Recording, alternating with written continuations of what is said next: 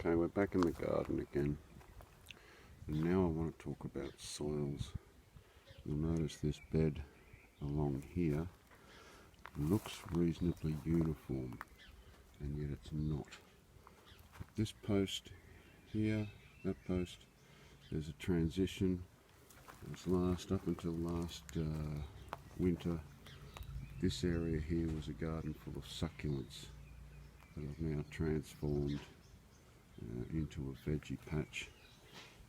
Back where we started, this soil was first underlaid with mushroom mulch and sheep manure. It's had a second dose of mushroom mulch, and let's see what we can find in here.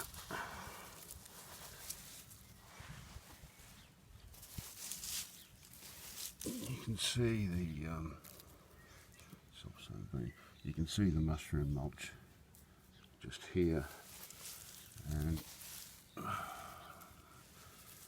it or not, it's actually chock-a-block full of worms. I know that because just down here I planted out some beans that I germinated in an egg carton. I'll show you that technique a bit later. So we've got one transition point here, another transition point around about where those chilies are, and this is a third soil here that's been laid up with sheep manure rather than mushroom mulch, as these ones at the back have done so. This is my walkway slash drain slash wheelbarrow access, and you'll see it's got quite a bit of organic matter in. This is where I place excess lawn clippings.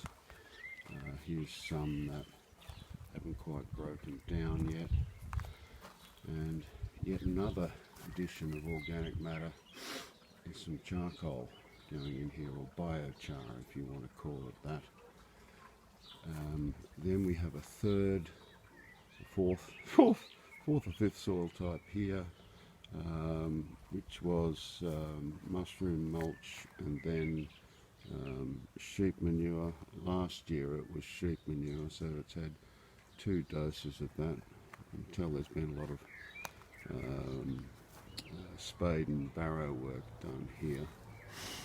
Along the back here was the first beds I got going on enormous amounts of mushroom mulch, and you can see that everything's looking rather happy. Back again to the walkway drainage, less organic matter here this year.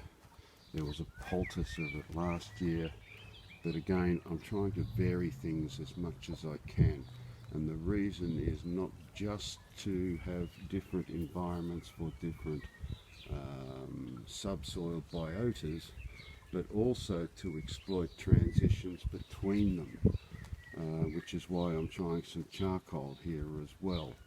So the transition itself is yet another different bio-environment running under the soil, and under the soil really is where the action is here. I'm trying to sequester as much as I can. The corn, terrible strike, but it's getting up now, and it will eventually start functioning as a windbreak, because the wind here can be rather severe, and it's getting worse with the changing climate. I think I've shown you the drains and weed mat keeping things out again. Seems to have been working rather well. That again with the it's not really a water feature yet until I get the pump going and get some water running down there, but that's going to be yet another environment. And of course we've got the raised bed creating a shaded area under here, which is again another permutation and combination. I think that'll do for the time being, but any questions, please just contact me on Twitter and I can help you out. Thanks again, folks.